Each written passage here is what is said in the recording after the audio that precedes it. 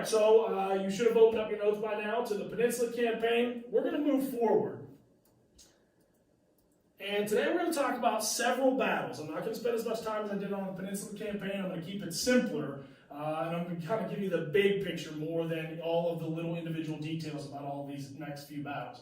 But I do want to cover these few battles so we can get through section 1. So let's start, or pick up, I guess, with the second Battle of Bull Run. We already fought the first Battle of Bull Run. We know that it was a Confederate victory.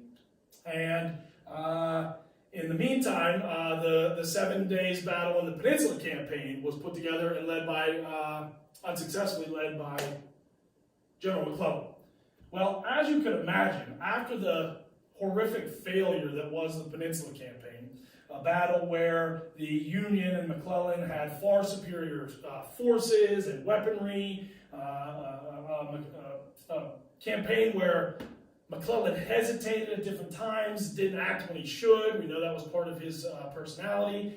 It was a campaign where the Confederate generals Lee and Stonewall Jackson in many ways just out-generaled the Union generals. And because of that, guess what happens to General McClellan?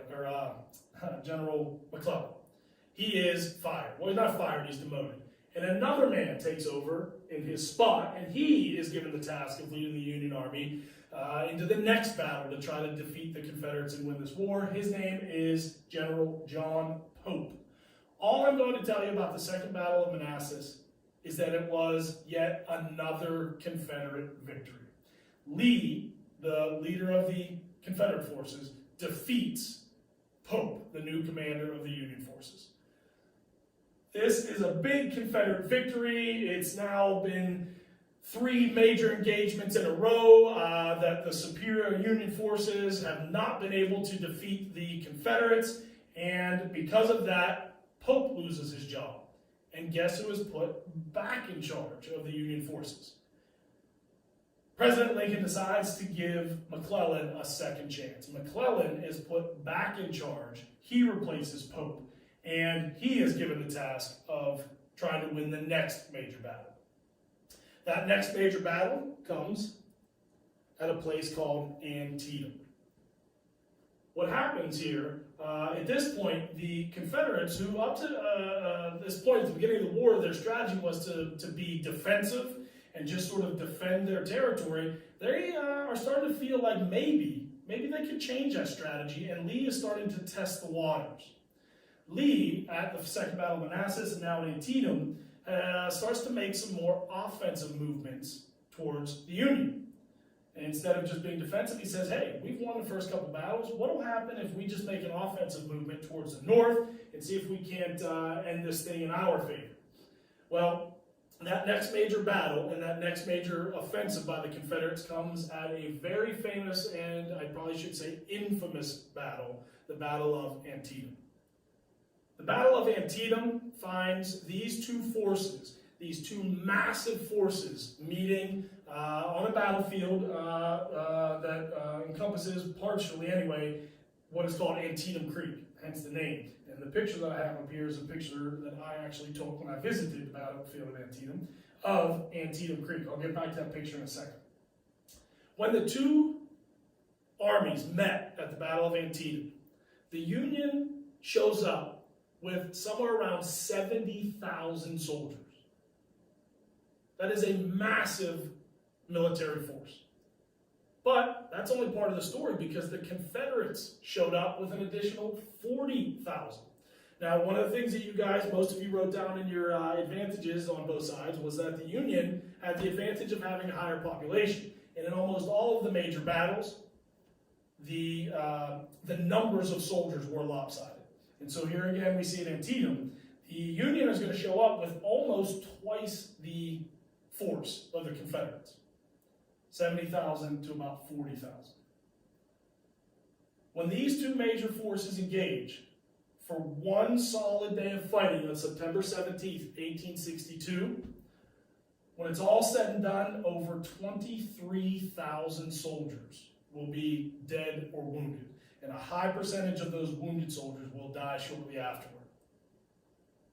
This ends up being the bloodiest single day in American history up to that point, and it will be the bloodiest single day of fighting throughout the Civil War. Over 23,000 Americans died in that day. Let's try to put that into some perspective. That would be like taking, without doing all the research and looking at all the numbers, that would be like taking every single person that lives in Edinburgh, including all of the college students at the university. Then taking every single person that lives in McCain. Probably taking every single person that lives in Cambridge Springs, every single person that lives in Albion and goes to Northwestern, and every single person that lives in Fort LaBeouf and goes to Fort LaBeouf School District. You would have to take all of the people that live in these communities, bring them all together here, let's say in our little town of Edinburgh, as if it were the battlefield in Antietam, and then all of those people being dead in one day of fighting. All of those communities, I would guess, if you added up all of the population in our surrounding communities, would be somewhere around 23 to 25,000 people.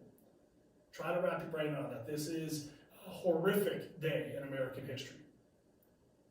It is so devastating that when it's all said and done, both armies are so heavily affected by the casualty rate on this one day of fighting that neither side can declare victory. Both sides, at the end of this day of fighting, have to retreat from the battlefield, the Union retreating north, the Confederates retreating south, just to regroup, to lick their wounds, to try to put their armies back together because of the horrific casualties of this day. Now, oddly, the Confederates spin this, actually the Confederates and the Union both try to spin this battle as a victory at this point for each side. How would the Confederates try to spin this as a victory? If that many people died and they really didn't advance on the Union and had to retreat, how do you think that they could print in the newspaper that this was actually a victory for the Confederate Army?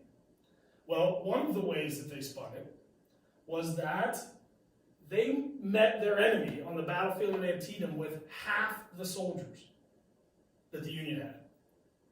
And it ends up being like a tie. That would be like going into a football game against, we could say Strong Vincent or Prep or some other team, and only being able to put 5 or 6 guys out on the field when Prep or Strong Vincent or some other team gets to put all 11 out there. So that's the way the Confederates looked at it. They said, hey, listen, we were completely outmatched, but we still didn't lose. And so in that sense, they tried to spin it as a victory to build morale and boost some optimism in the Confederacy. The Union did the same thing. They were printing things in the newspaper like it was a great victory for them. The only way that they could spin it was that it wasn't a loss. Finally, the Union had fought a battle against the great General Lee and the Confederate forces, and they didn't lose. So both armies and both governments tried to paint this as a positive so that they can boost morale and create some more optimism among their population and their soldiers. But the bottom line is this is one of the worst days in American history. Over 23,000 Americans died. And guess what happens to McClellan? He is replaced yet again. He goes into the battle here having almost twice the amount of men as his enemy, and he still can't claim a victory, and so President Lincoln replaces him. And that leads us to strange and fascinating fact number 2. It has something to do with this picture. This picture is a picture of what's called Burnside Bridge. And it is a stone bridge that was there on the day of the battle, and it's still there today. In fact, it's one of the more highly visited spots on the battlefield. The bridge itself is, or the whole area where this bridge is going over the creek, today is a beautiful place. It'd be a nice place to have a picnic or something like that on a nice spring day today, but it was an awful place to be on September 17th, 1862 at the Battle of Antietam. So I'll just tell you a quick story about this. A guy by the name of Burnside, who was a general for the Union, was given, and that's why the name of the bridge is Burnside's Bridge, was given an order to cross Antietam Creek and advance on a position and take a position on the battlefield before the Confederates could take that position.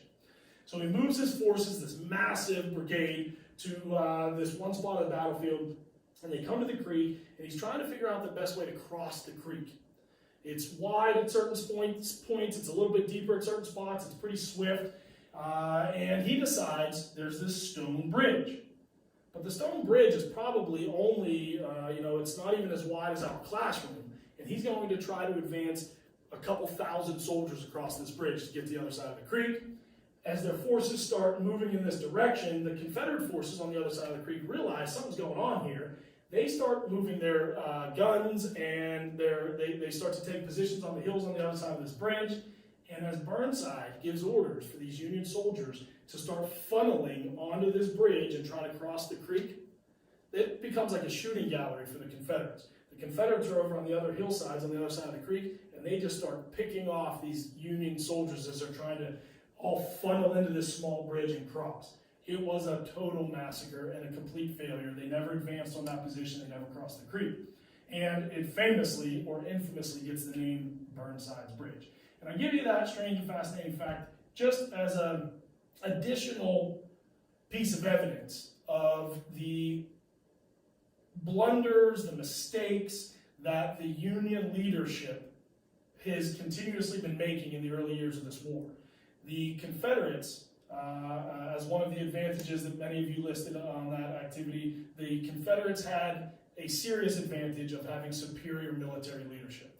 And the Battle of Burnside's Bridge is just another example.